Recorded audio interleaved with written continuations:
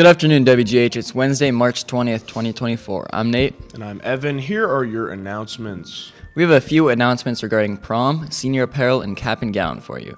First, anyone wanting to have an outside guest to attend prom, forms are available in the main office. These forms must be completed and turned in by the end of the day, May 10th. No exceptions. Your guests must have a copy of their state license or ID with the form when turning it in. You may pick up these forms in the main office. Please drop them off to either Miss Dawn, Miss Raptis, or Miss Lay. Next, a reminder, you must have all of your senior dues, $58, paid in order to attend prom and to walk for graduation. Please see Mrs. Cagarai's in the WGH book room for any more information. You can pay your dues by credit/debit card, money order, or cash. Also, class of 2024, senior apparel. All senior shirts have been ordered and will be here no later than the end of March. We hope you like your new apparel. Seniors, prom tickets will be sold during lunch only the week of prom, May 15th, 16th, and 17th. The prices are $20 for singles and $35 for couples. The theme is Great Gatsby. Prom will be held at St. Demetrios on Atlantic from 6:30 to 9:30 p.m. We are asking for cash only. Also for prom, remember your prom requirements in order to attend prom on May 18th. There are posters and flyers that will remind you of all the requirements throughout the school. Cap and gown. Graduation is right around the corner, and it is on May 23rd. Congratulations. Please be sure to pay your senior fees and obtain your cap and gown during senior week. If you have any questions about these first few announcements, please feel free to chat Dawn Harper on Teams or email her at dawn.harper@warrencityschools.org. The third 9 weeks grades have been completed, and if you earned a 3.2 or higher GPA, you can apply for the Renaissance program until March 22nd, 2024. You can apply by scanning one of the QR codes around the building. There are 6 in the cafeteria alone. Or by going to warrencityschools.org/WGH and clicking on the link. We won't be taking any late applications this time, so get your request submitted ASAP. Stop in the library and see Miss Angelo if you have any questions. The next Key Club meeting is tomorrow, March 21st at 2:45 in room 2124. You will be having a guest speaker, so hopefully all Key Club members can attend. Once again, Key Club, your next meeting, which includes a guest speaker, will be tomorrow in room 2124 after school. Also for Key Club, volunteers are needed to help fill plastic eggs for Egg My Yard fundraiser. You are needed on Saturday, March 23rd from noon to 3. You can bring a friend too. Sign up on the Key Club Teams page or chat Miss Anzavino. Drama Club is hosting a donate night at the local Texas Roadhouse from 3 p.m. to 10 p.m. on Monday, March 25th. Show this flyer, which is on the screen right now, while chowing down on a cactus blossom to help support the Drama Club fundraise for next year. Once again, that's Monday, March 25th for our Drama Club at the Texas Roadhouse. Finally, our esports team is holding a Chipotle fundraiser today, March 20th from 4 to 8 p.m. at the Cortland location by Walmart. Just mention the WGH esports team when ordering, and 33% of all your proceeds will be donated directly to the team. So go to Chipotle on March 20th today from 4 to 8 and support our team. That's all for today. Just a reminder, staff, advisors, and coaches, if you have an announcement for WSCN, send it to fred.whitaker@warrencityschools.org. Take care, everybody.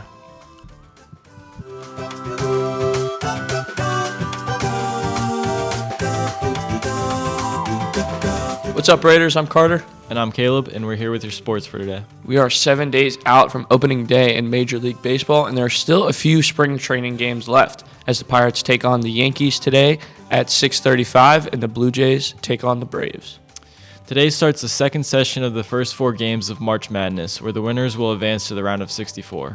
In the battle of the 10 seeds, Colorado will take on Boise State, where the winner will advance to take on Florida. And finally, in the battle of the 16 seeds, Montana State take on Grambling, as the winner will move on to play Purdue in the round of 64. Everybody buckle up because March Madness is here. That's it for sports today. Have a good one.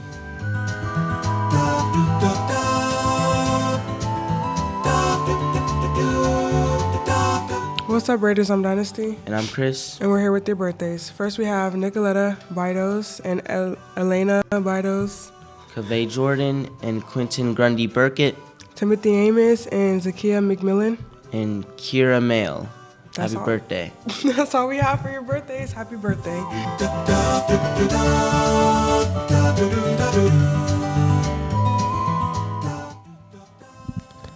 Howdy, Raiders. It's your boy Nehemiah. And I'm Sebastian, and we're here with your This Day in History. On this day in history, we have that John Lennon married Yoko Ono. And not only that, on this day in history, the U.S. invaded Iraq. Also on this day in history, in Nevada, gambling was legalized. And in 1995, in Japan, nerve gas was released in a subway and killed 12 people and injured thousands. Very sad. Yeah. Well, that's it for this day in history. Have a good day. Stay educated.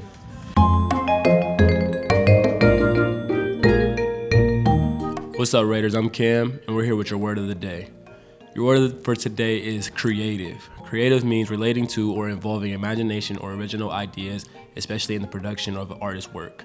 This word used in a sentence is, his fashion style was really creative. That's all for your word of the day, Raiders. Have a great day.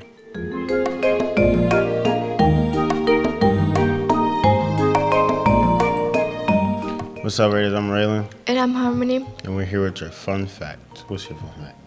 My fun fact is that sea otters are the only animals that has to use tools to crack open their favorite foods. So they would take a rock to crack open their food, and then they'll store the rock in their armpits to use later. My fun fact is ketchup used to be sold as a medicine. And that's all for your fun fact. Have a good day, Raiders.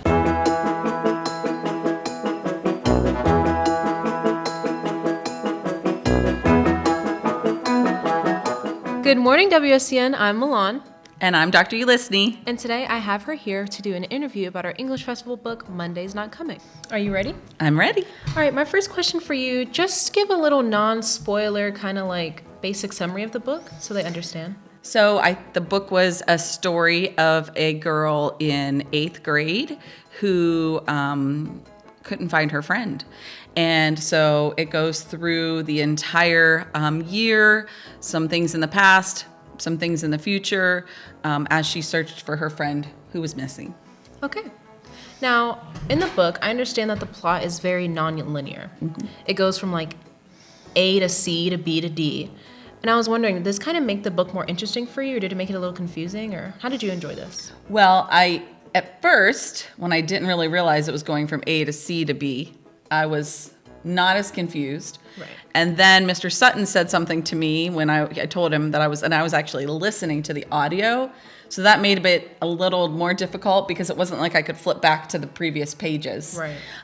And after Mr. Sutton mentioned it to me, I started focusing more on, it says, where the future, the past, mm-hmm. and it kind of started to make things make a little more sense. But it wasn't until the end where the excitement happens that I realized what all the different time periods had been. So I thought that was cool because it kind of made me rethink some things that I had listened to in the book. Right. I totally agree. My next question is about the real world, how you apply it to the real world.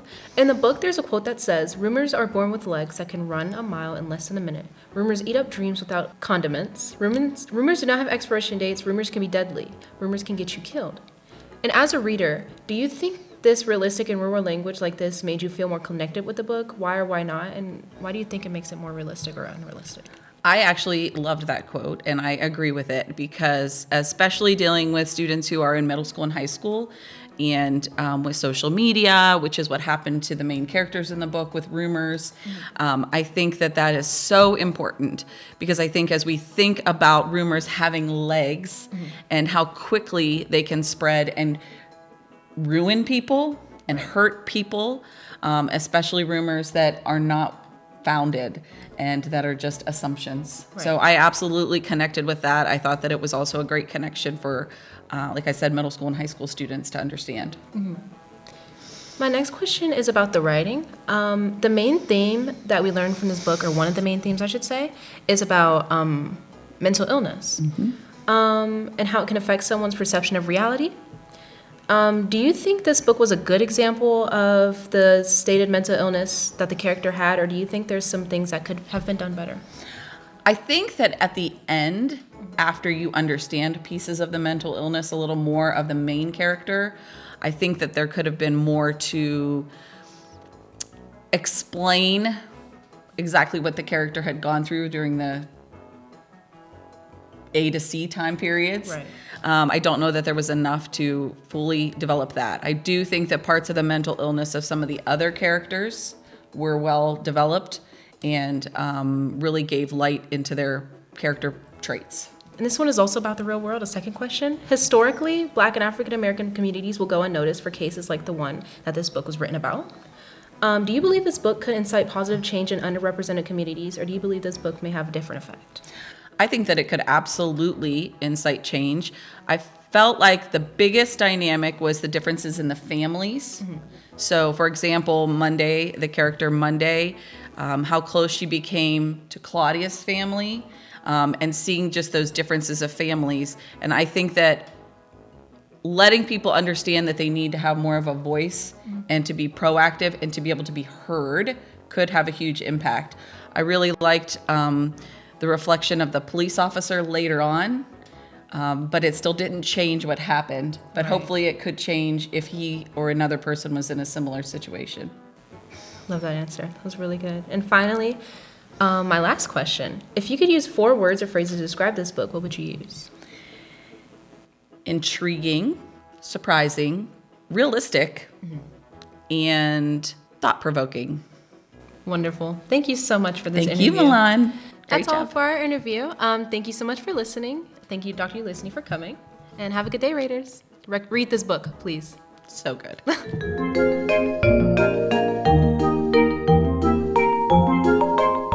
Good morning, Raiders. I'm Dynasty. And I'm Jamal, and we're here with your Find It in Warren, Ohio. So we have a triple drive-in theater by Giant Eagle on Elm Road, which I'm pretty sure a lot of you have been to, but check it out. It's only open during the spring, fall, and summer. It's not open during winter, but with spring coming up, you have a great chance to watch some great movies and stay in your car while doing so. The best part is you can drive straight home after the movie's done. That's all we have for your Find It in Warren. Thank you, Raiders. Stay Warren-y.